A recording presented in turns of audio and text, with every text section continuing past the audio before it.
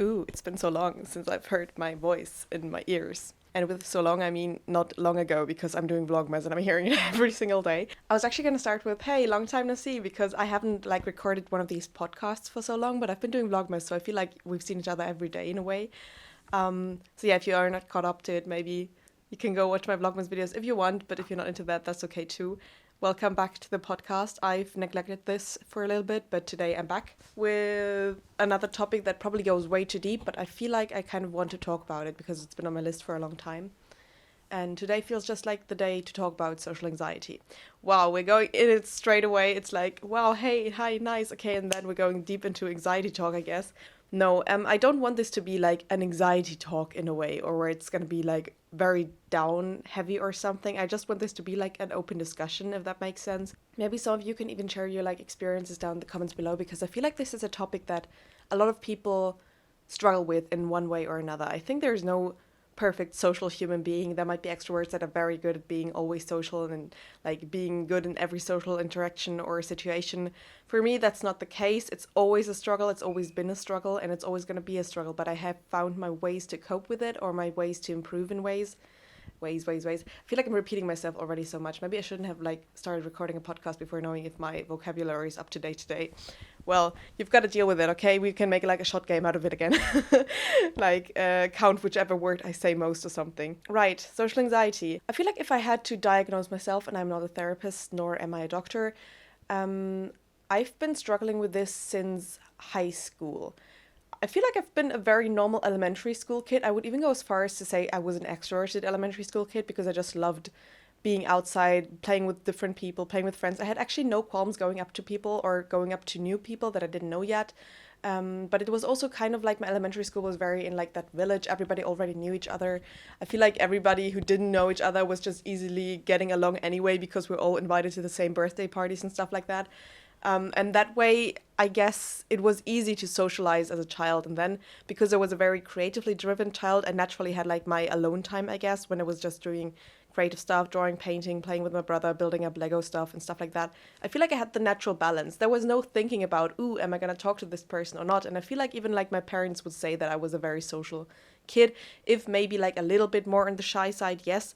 I wouldn't say I was like totally outgoing, the totally crazy kid. I was like more on the shy side, sure, but I was definitely outgoing, or like more outgoing than I am today. But then I like vividly remember the switch to high school, where it was like you only knew one person in your class and everybody else wasn't even from your village, they were from the city.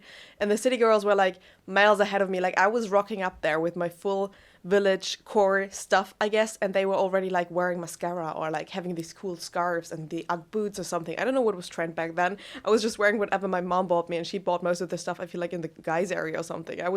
Yeah, I looked like, in Germany we have a word for it, like Dorftrottel, which is like village idiot, I guess. Yeah, that describes it very well. I was coming in there like the village idiot, and I was suddenly realizing that there are a lot of person or like people out there who are living the city life, or like not even big city life because it was a small city, but yeah, you could definitely see that there was a difference from coming from the countryside to growing up in the city.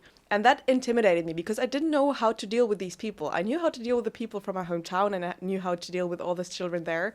But as soon as it came to speaking to these new people, we suddenly had like nothing in common, I felt like, even though we obviously would have had stuff in common if I just maybe found the right topics, like we were going to the same school, having the same class and everything. But as far as interests go, maybe even, they were living like different lives, and that scared me because I didn't know how to deal with people. And I feel like as soon as I can't judge a person, like not in a judgy way, but just like what their vibe is and where I need to dock on to make a social interaction, if that makes any sense, then I'm like intimidated by them, or I would rather not approach them. And that led to me forming a very good circle of friends in high school, but I would say a very small circle of friends, and I was definitely not one of the popular kids. Like, I was out there being the nerd group superhero, I guess.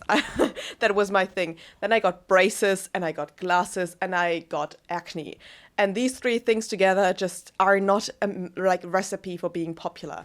But at the same time, those are your teenage years, and you are becoming more aware of the concept of being popular. Like, there was no such thing, I think, in elementary school. Like, everybody was just kind of like on the same level. But I feel like once you enter high school, there's suddenly this awareness of the social hierarchy.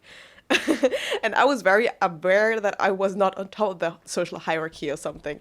But in a way, I also didn't care because the friends that I made, I hold very dearly. And I feel like they were better friends to me than if I would have forcefully pushed into the popular group.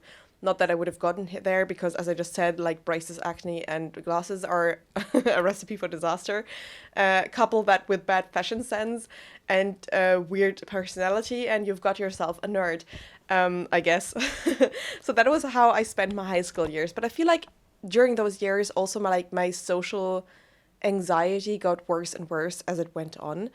And at the end of high school, I remember these few, like, there was this time where you didn't have like set classes anymore, but it was more like a switch between like college, university, and high school where you had like to come into school for certain classes, but you also had free periods where you could just sit around and do nothing. And for me, it would be the worst thing to sit around alone. I could never be seen like, I guess, alone by people because I was scared of what they would think of me. And I realize how ridiculous that sounds because I now realize, but it's still like, I feel like everybody realizes that, yeah, not everybody's always thinking about you. But if you have social anxiety in your mind, that's like, I guess, the core fear, like the fear of people judging you or thinking badly about you. And yes, I also know that not everybody can like me and not everybody's always thinking about me. That's actually one of the thoughts that helps me most when I get into that mindset nowadays. Like when I know that my social anxiety is getting worse again, I'm just trying to focus, refocus, and think, look, you're not thinking about all these other people all day. So all those other people are also not thinking about you all day. Like, just get that in your mind, and they all don't matter. Anyway, I don't want to swift up, like, that's the topic for later. But yeah, so I remember vividly, like, sitting, like, spending some of these free periods on the toilet, which sounds pathetic. Like, I'm thinking of the Japanese word right now, nasekenai. And yes, I think that's just what it is. Like it is, even if I think back at it, I want to like hug that me of that time because I'm like, wow, did you really feel that alone or that scared of just sitting there and studying?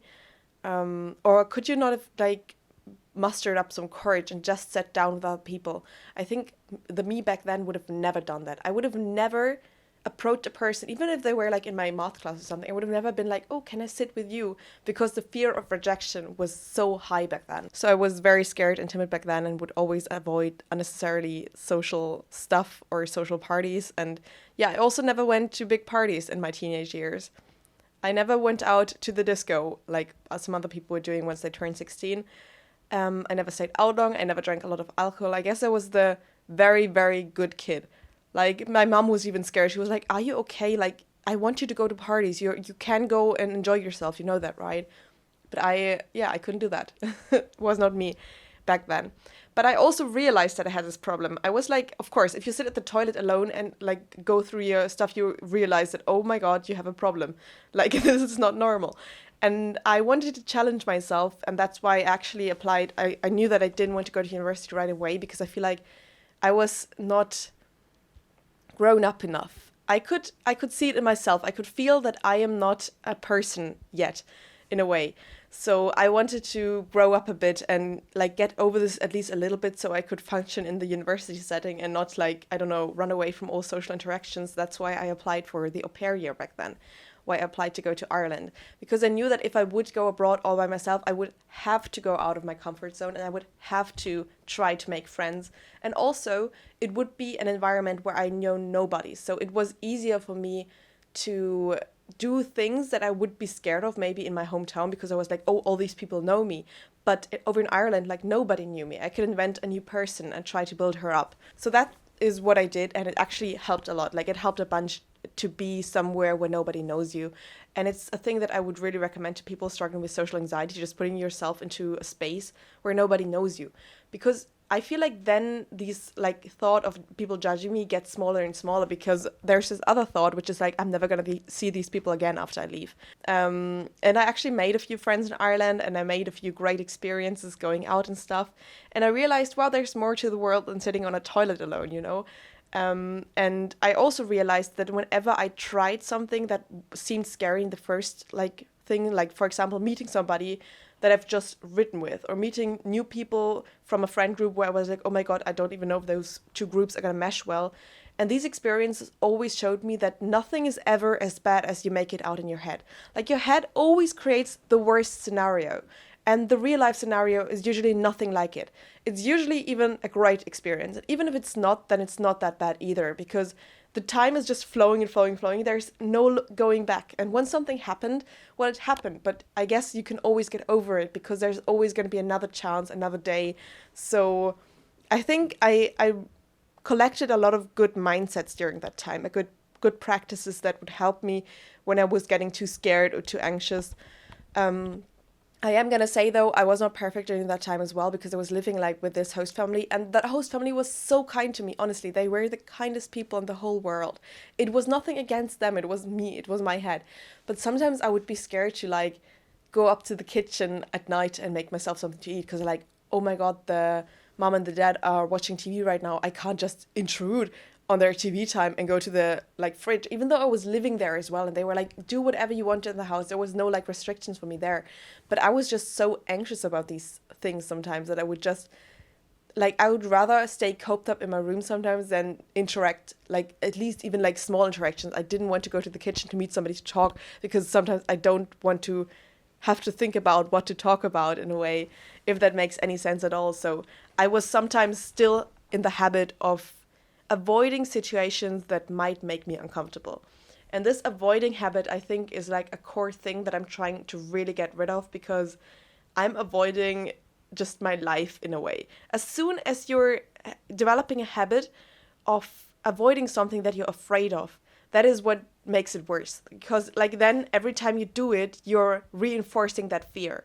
And I don't want to reinforce that fear. But yeah, 9 months abroad can only get you so far, and I was still only 18. So yeah, I didn't change a whole bunch, I would say, but it definitely helped me like broaden my horizons and get used to social interactions again and everything like that. So once I entered university, I felt equipped with it. I felt like, yes, I know I'm not going to be one of the popular kids again, but it's going to be okay because I'll find my group, I'll stick to them, and it's all going to be fine. And university for me like really started out that way. I really went out of my comfort zone. I talked to people, I made friends. Actually, like a lot of people always tell me when I say to them like I have social anxiety, like really badly actually. Like my mind is running 180 miles per hour each time I'm talking to somebody. They're like, you don't look like it. Because I have this thing where I can overplay my mind, if that makes sense. Like, I'm a good actor in a way because I can overact my fear of talking to people or my fear of being social. And people are always like, wow, you're a really social person. But actually, I'm not.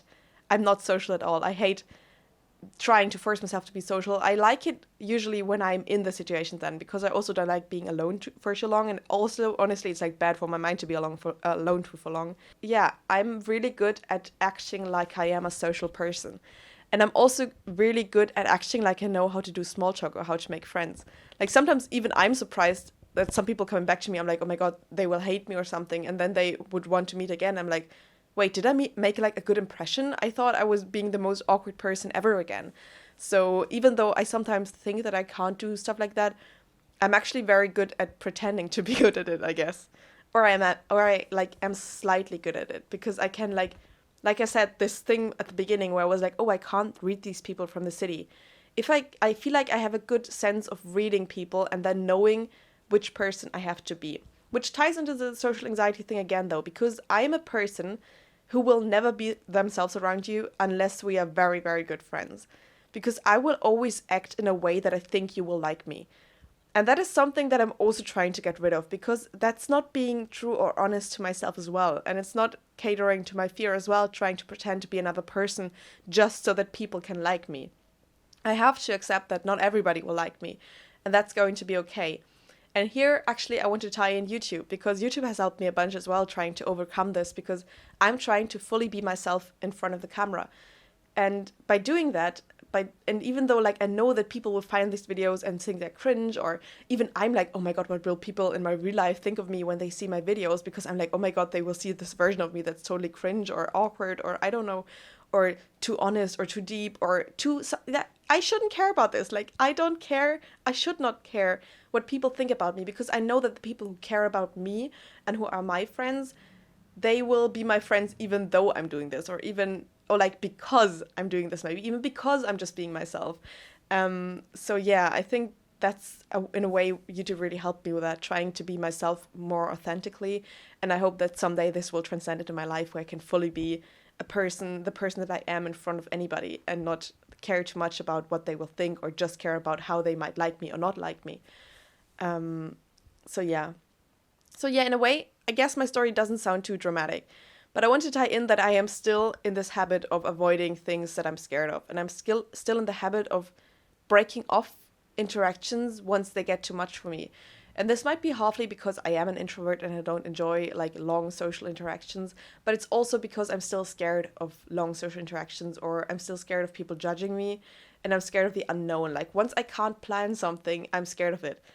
And I think staying in Japan, like for as like my second big staying abroad experience, is really helping me in a way, trying to get over these fears as well. Like it's making me again reconsider that there's a million people in Tokyo, not a million, 10 million, tens of millions of people are living here in this big city. And everybody, I feel like everybody has their own life. I sometimes walk down the street and there's like thousands of people around me. And I think if I would talk to one person, that would make like our fates interact or intertwine in a way. But I'm not talking to them right now. So we are just living these separate bubbles. And every human is living in their own bubble. And most humans only care mostly about themselves. Like the most important person in your mind is always you, because you always got to care for you. And you're not too worried about other people. So I should not be too worried about all these other people, because they are having their own directions where they want to go. They are living their own lives. And in a way, their lives don't concern me, and my life probably doesn't concern them, unless we are friends. And if we are friends, then I want to be my real self, because I want you to be your real self, because I like you for who you are. Or I want to like you for who you are. I want to genuinely have fun and not pretend that we're gonna have fun, because I'm scared that if you start not liking me, I'm gonna be alone again. And I realized that wherever you are in the world, you're gonna find like minded people. And you're gonna find people that you like to spend time with. And I've met so many different people, and I feel like because they are also different, that's why I like them. So why should I be this chameleon trying to adhere to everybody's tastes so that they like me? I should just be myself. I should be kind to other people. Sure, that's always one thing, like be yourself, but of course be kind and be respectful. But other than that, if I'm not myself, then I'm not like, I'm just tens of different people trying to fit in with everybody. But all of these people that are not changing themselves around me, I like them because of that. I really like people who are strange in their own ways, because they are honest about themselves at least. So I want to become a person like that. That's somebody I want to become. So yeah, I'm trying my best with this. Yeah, this has been like a long monologue in a way. I don't know. How do you feel about social anxiety? I feel like there's also small things like calling somebody and writing stuff down on like a notepad before you call somebody, or making a mental note of conversation topics when you meet somebody for the first time, or yeah, just trying to scope out the situation where you're gonna go with your friends, like what is the place gonna be like and stuff like that. I'm always conscious about these things, but I'm trying to live more in the moment and get better at it. If you are also struggling with social anxiety, I think the thing that helped me the most is realizing that I need to change the way that I think. Because staying in this mindset is not going to help me, and staying in my habits is not going to help me as well. So even if it's so scary, and I tell you, it's so scary, like it all of these things have been so scary for me. I can't even transfer it on camera, I think. But they've helped me. And putting myself in these scary situations is going to make me grow in these ways, and is going to make me become this person that I want to be, free of all of these like things that I need to do or things that I'm scared of. I want to be free of them and just live my life. So I want to put myself forcefully in these scary situations, because that's the only way that I'm not gonna get scared of them. If you do something like, it's kind of like exposure therapy. I think I really believe in exposure therapy. If you do something often enough, you realize that it's not actually scary and that your fear is really irrational. And then you can start going on with your life. And then also do some mind exercise. That every time you catch yourself thinking or being scared or thinking in your social anxiety ways, I'm like, Hannah, nobody cares. And you should not care what if anybody cares, like this kind of way. Like really catch these thoughts when they appear and try to directly work against them. Even if your mind is making up reasons again why you should not do this, make up reasons why you should do this. Like really write a list maybe. Those things really help me. I need to see them. I need to see the points, the proof that it's gonna be okay. And in the way, like, I'm gonna tell you, everything is always gonna be okay, because time is just going on and on and on, and we only have this one life. And even if something is not okay in the moment, it will be okay in the future again. Like, I think that's like a Buddhist mindset or something. I don't even know. But there's like this thing where, like, of course every day is a new chance, and I really truly believe like every day that you wake up is going to be a new chance. Every moment is actually a new chance. Also, you're not your body and you're not your thoughts, and you can experience human life. Like, that's a gift, and we shouldn't take that gift for granted. So yeah, before I spew too many emotional things, I want to close this topic off for today. Tomorrow is going to be a vlog again, but today is usually, like, Thursdays were the hugging days every 2 weeks, you know. I'm actually impressed at how well I'm keeping up with Vlogmas so far. I thought it's going to be harder than it is, but actually I enjoy like editing video every evening, even though I could not keep up with it when I like have to get a job or something, which I'm definitely going to have to do in the new year. Um, but yeah, how's your Christmas time going? I hope you have like a lot of cookies. I'm actually gonna start baking cookies now. I think my dough is ready. It's gonna have it like chilled in the fridge this morning, so now I can try and finally prepare like the baking sheet and the cookies and everything. So let's see how that goes. And then yeah, I guess as always, thank you so much for watching. I really appreciate it. If you have any topics actually you want me to talk about that you like want me to cover, leave it down in the comments below. Also, leave your own experiences with this topic in the comments below, because I truly believe that everybody kind of struggles with it in a way, but most people like don't talk about it because, yeah, what if people judge us? Yeah, I guess. But there's no judgment here. I'm sending so many hugs to you as always, like hugging. This is like what the podcast is called, I guess. And have a nice day, have a nice night wherever you are, and bye, be back on my channel.